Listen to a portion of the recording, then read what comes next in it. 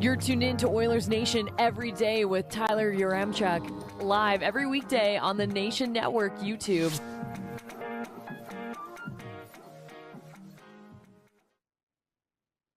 It's the Sherwood Ford Giant Game Day edition of Oilers Nation every day. Tyler, Jay with you. Liam will be along. It is a loaded show as we get ready for 87 against 97, which is nailed it. I messed that up in my tweet.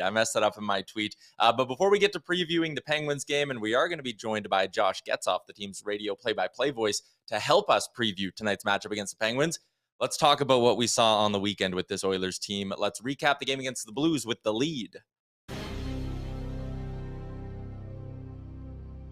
An absolute snooze fest, I think, would be the best way to describe that matinee hockey game. Yeah, a little matinee nap. It felt like that's what the Oilers were doing in that game on Saturday against the St. Louis Blues. 2-0 the final for the Blues. Only one goal that was not an empty netter. And sometimes when you get those low-scoring games, you're like, it's just a product of two goalies playing really well. This was a product of just no one on the ice having an offensive pulse at all. Like, neither goalie had to make great saves. There wasn't a single breakaway. I don't think there was a single 2-on-1. I guess there was the one Campbell stop. But other than that, like, no grade A scoring chances, nothing. Just flatline the whole 60 minutes. Yeah, both teams are flat. St. Louis just seemed to like absolutely smother us. Yeah. But having said that, we didn't like have much firepower, or we didn't have our legs going. Like, we were flat. Nope. And it came down to one special teams goal. But like, we did defend. Like, we say Jack, made one big save, but like, we did defend pretty good, which is that if there's a takeaway from that game, that's something. Goaltending and defense of kind of like our glaring holes of concern. Yeah. And Jack still staying steady, which is great. Mm-hmm. Defense kind of held in, and then we just couldn't get anything together. We couldn't pass. Couldn't make a pass to save our life. Yeah, just looking at it, like at 5-on-5, McDavid had only 2 shots on goal. Draisaitl only had 2. The Oilers with the most shots were Kulak and Bouchard with 3. Bouchard over 2.5. Shout out to that. And Zach Hyman had 3 as well. But outside of them, there was just nothing going in that whole hockey game. And it's really disappointing because, again, you looked at this homestand for the Oilers to start the year as a chance to really get off on the right foot, kind of like they did last season. And so far, they've just been kind of sputtering along. And after such an encouraging performance against Carolina, where they looked so good, going up against the St. Louis team that hasn't had to face tough competition all season, I was hoping for a little bit more from the Oilers' perspective of that matchup. I was too. I thought we had our breakthrough. We started finding kind of like our we're now into the regular season. We're out of preseason mode, like we kind of were the first few games. Yeah, no, I expected the same thing. So, we come out flat, but that is our brand in matinees. We suck in matinees. Like, I don't know why. Always brutal in matinees. Maybe we carbo load too heavy the night before. You got to remember, like, that game's coming sooner than normal. You got to plan a little bit better. I don't know, but we're always flat. Couldn't get the legs going, and it was just a boring game. So, whatever. I'm trying to chalk it up to better defensive performance and good goaltending, and let's move on. Let's just try to get this season on the rails. We don't have it on the rails yet. We showed glimpses, like you said, against Carolina, but then St. Louis, we took a step back again. As always, we are coming to you live from the Sports Closet studio, 3 locations in the Edmonton area. If you want to grab one of these brand new Adidas Prime Green jerseys, I think that's the naming. They're not Adi Zeros anymore. They're Prime Green with all the green? Yeah, with all the green. They're made out of recycled materials. I don't know. Either way, Sports Closet has them. They got your back. Kingsway Mall, Sherwood Park Mall, St. Albert Mall. Yes, they have your back. We are live on the Oilers Nation Twitter, Facebook, and on the Nation Network YouTube, where the chat is already buzzing. McKay says, didn't generate enough high danger chances, which is actually something the Oilers have been relatively good at so far throughout the year, is getting to the slot, getting chances in dangerous areas. And that's a good sign. Saturday, it was just so far from that. McKay adds, it was just boring. Genesis says, early penalty and that first goal killed us.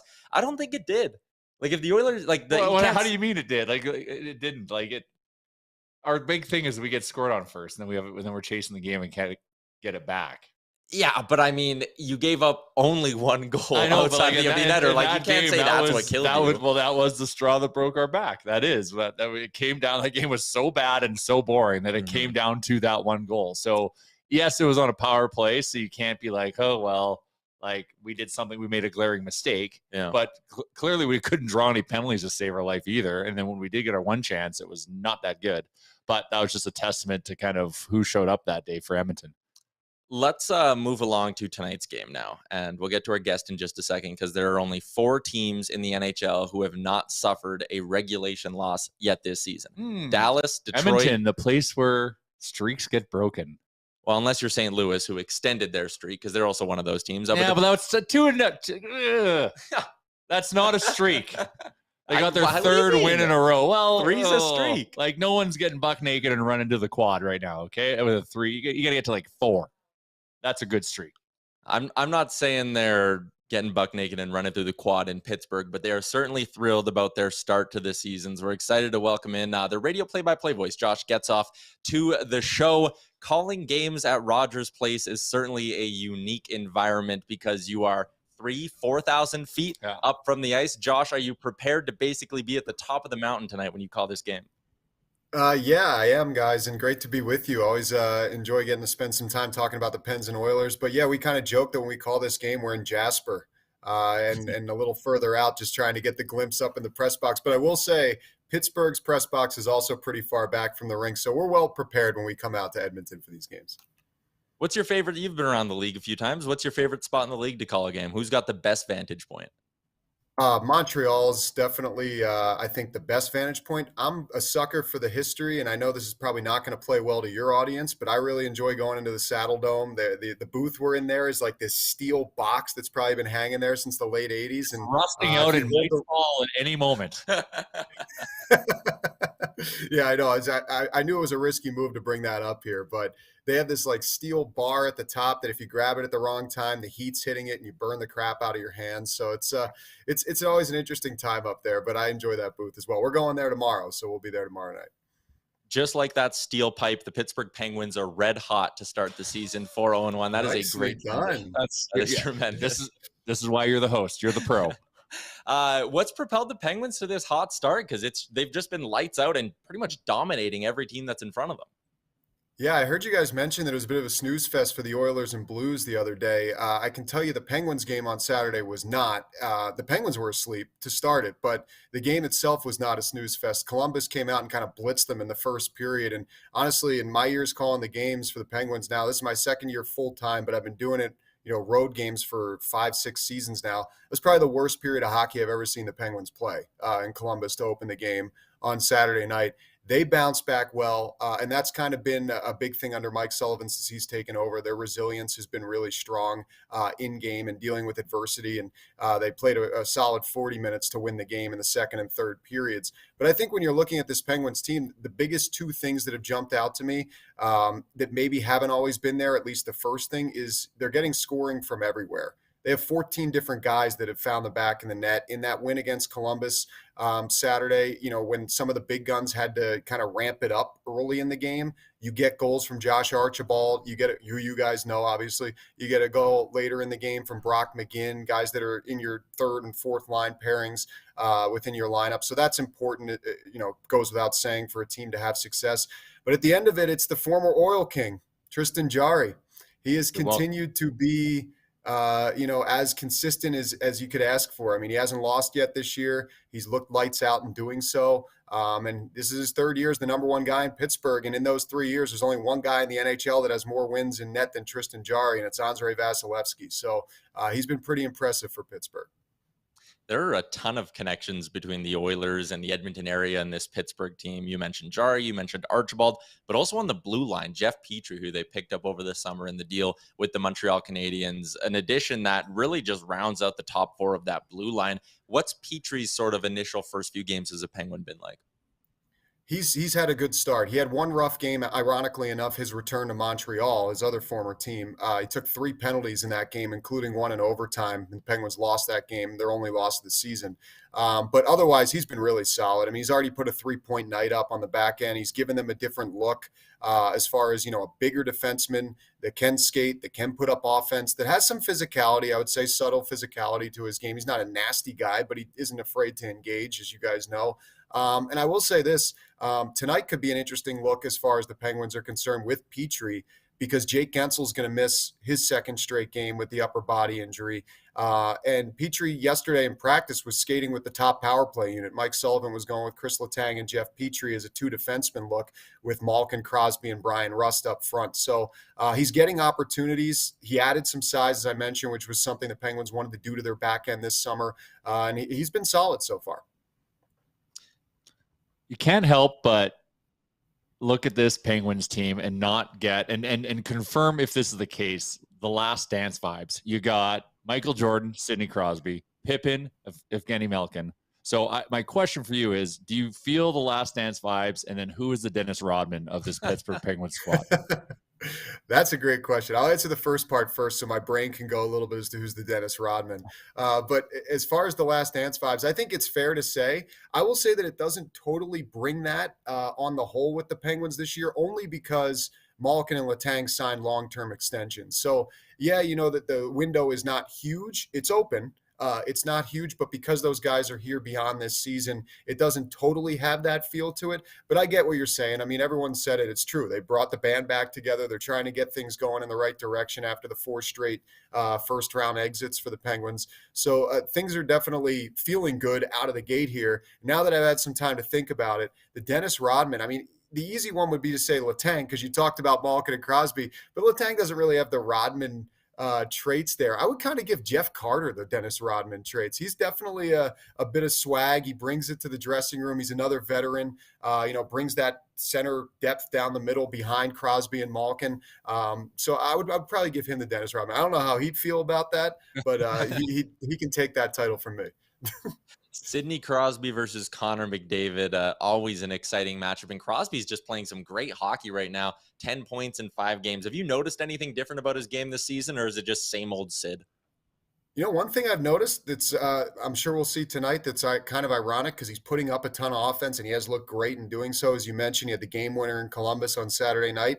He's not taking a lot of faceoffs. And we remember a few years ago, Sidney Crosby had the wrist situation where he did not take draws early on in the season. And you'll see tonight, that's pretty much been the case. Evgeny Malkin takes almost every faceoff on the power play.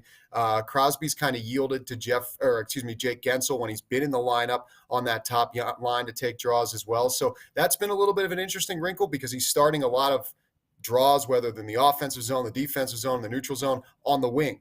And he's not in the middle and maybe creating a little bit more space for himself off the jump as a result of that. So he's had a lot of points in the early going, I think 10 on the year. He leads the Penguins to start this season. And he's coming into tonight, not just to face Connor McDavid, but could see a little bit of a history situation here because he's 1 assist away from 900.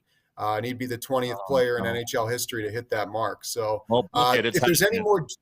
Yeah, if there's any more juice that comes with playing Connor McDavid, that might be it for a guy who's quite literally just put his name on any single situation statistically in NHL history. Appreciate the time, man. And our YouTube chat, Rusty says you need to wear a hard hat when you're in the Saddle Dome tomorrow because the roof is quite literally falling apart there. But have a great call tonight and enjoy the rest of your Western road trip, Josh. That's good to know. Tell Rusty to drop a line as to where I can get one, and I'll pick one up on the way there. There we See go. you guys. Pittsburgh Penguins radio play-by-play voice joining us on Oilers Nation every day. A good chat and a little bit of insight there into Sidney Crosby and taking faceoffs and things like that. I almost guarantee you, though, like both coaches know, you go Crosby, McDavid first faceoff, right? Like starting lineup. Oh, yeah, you have to. Like, I'm so happy that this is like a national game. Like everyone in the hockey world needs to see this duo go at it. So yeah, you have to start head-to-head like that. It's got to be. And then you got to give one of those weird things they did on opening night of the season where the ref stands there and does a little monologue before the game. Do you remember seeing that on opening night? Yeah, that'd be sweet, actually. And that would also go viral given who's it's Crosby. Exactly. Let's get into the rest of the show here. Oilers lineup tonight. There are a couple of potential changes we could be looking at this evening with the team because Dylan Holloway, as you can see from our friend Tony Berard, did skate at practice today.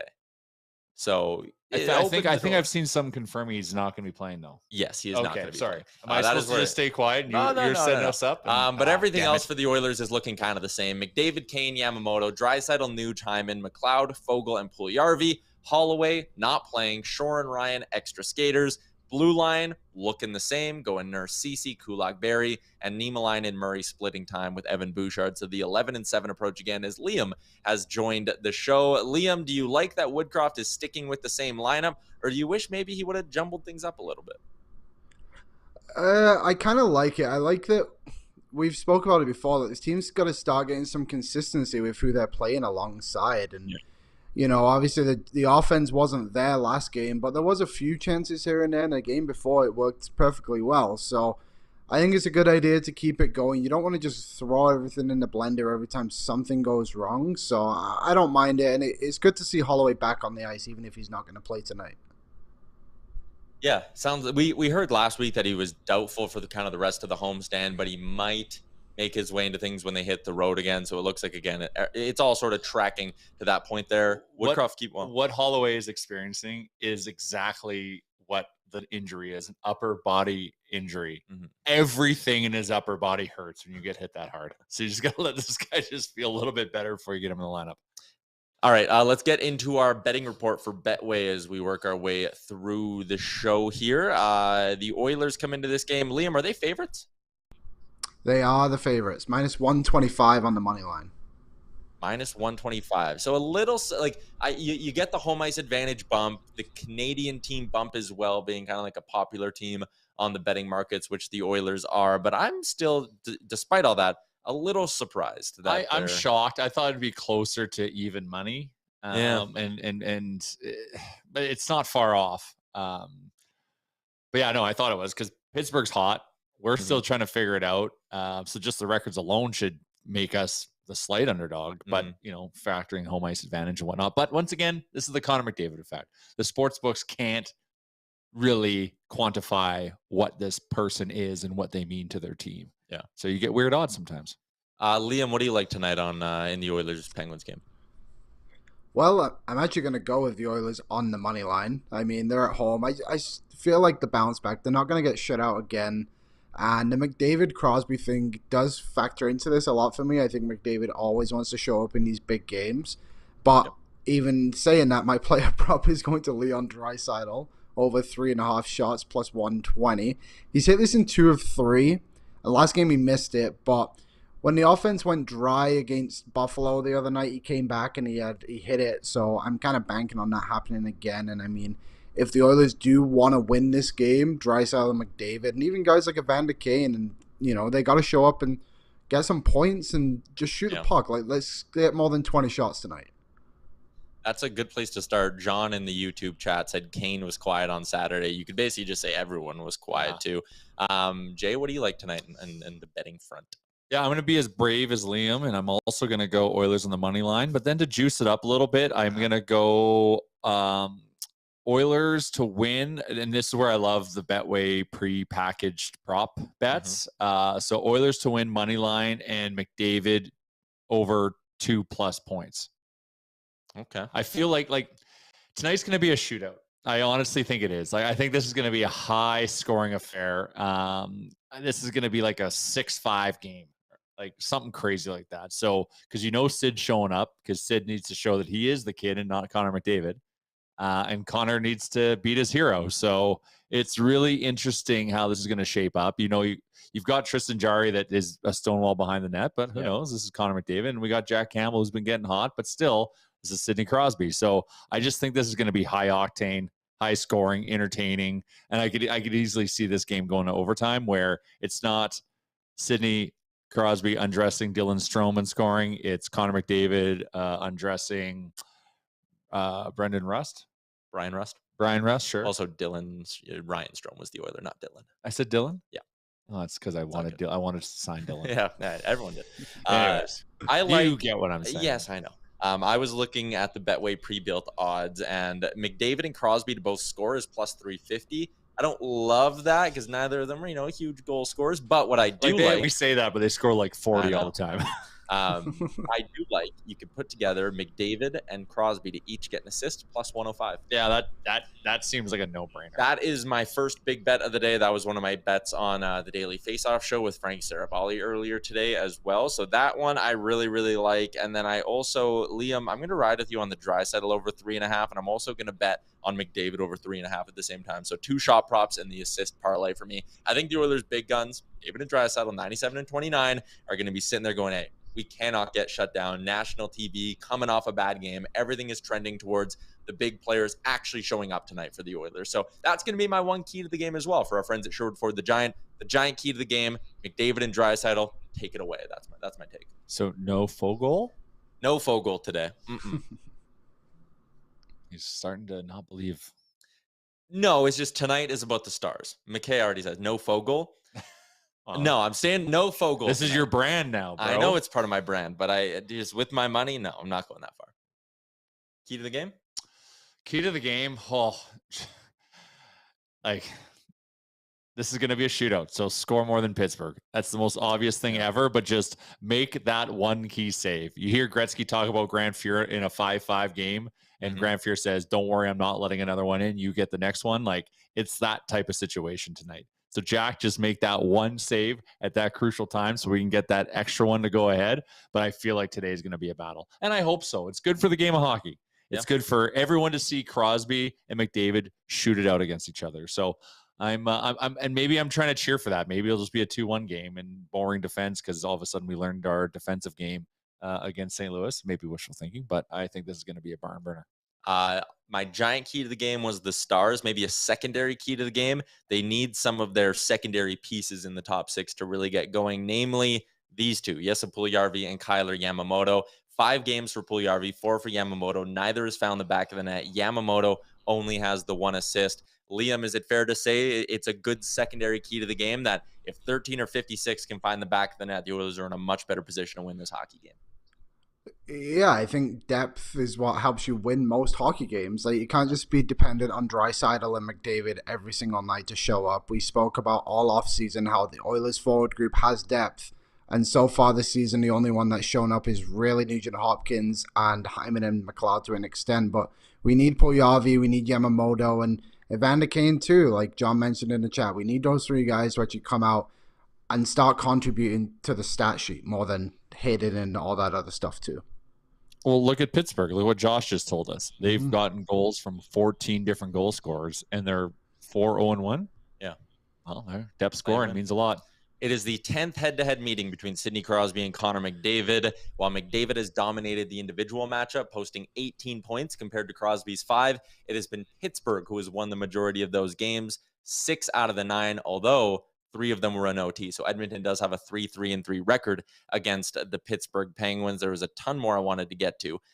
Do we have just because we started late, so I'll go a minute late. Yeah, here. Let's go. Go 2 minutes late. Sure. Show. Do we have the board about of Sidney Crosby where he sits in all-time scoring?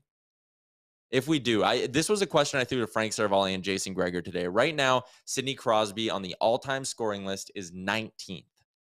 Where do you think he ends up?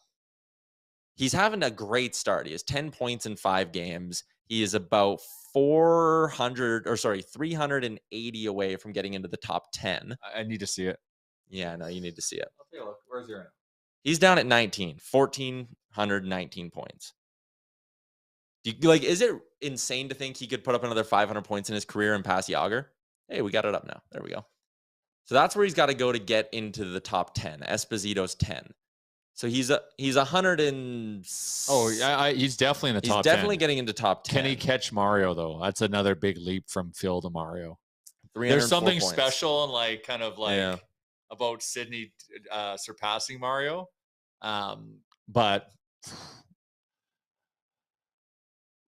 Yeah, how many more games? He's got how many more seasons? 35, so he's got 3 more years under he's contract. So smart. He can Sidney Crosby. He's very fit. Mm-hmm. His hockey IQ is through the roof. Yeah. Speed isn't really a big part of his game. He could play till he's 40. So you got 5 more years and say he can average 65 points, 300 and some. Well, that puts him past Mario.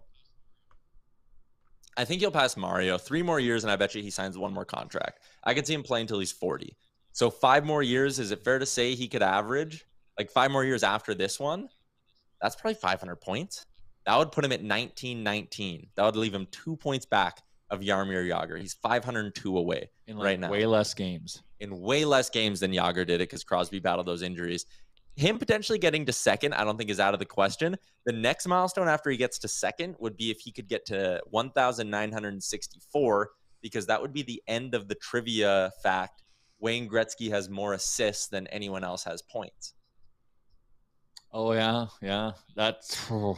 He's a long, It's a long ways away. But like again, you can't put it past him.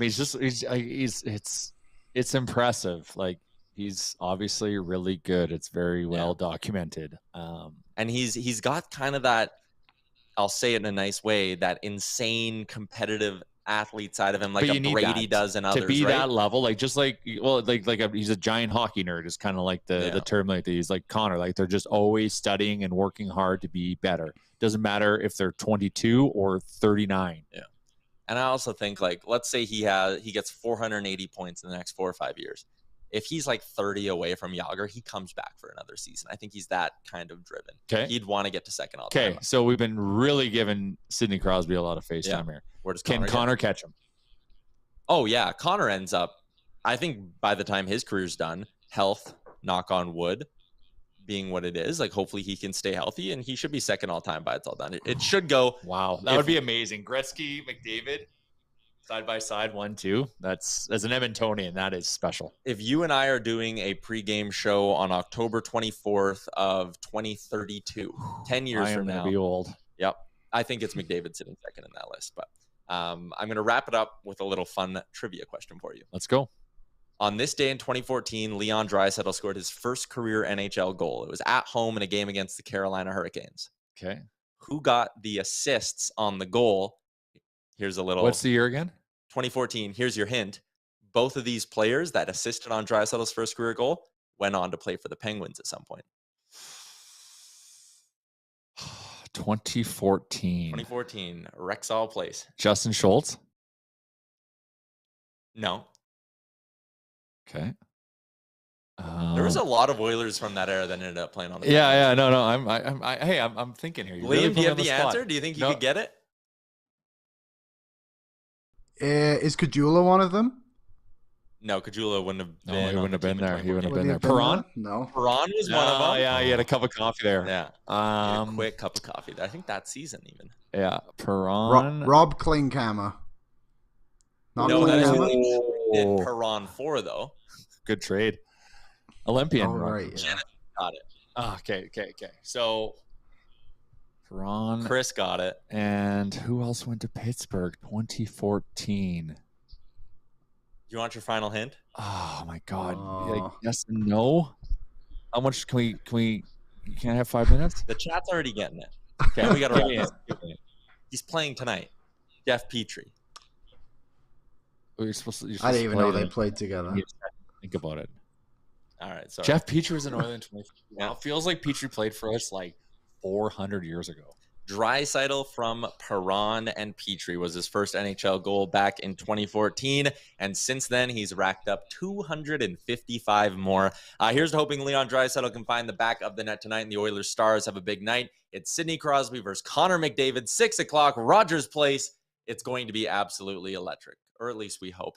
Thanks for tuning into Oilers Nation Every Day, a Sherwood Ford Giant game day edition of Oilers Nation Every Day, live as always from the Sports Closet studio. We'll be back tomorrow at noon Mountain Time. Enjoy the game tonight.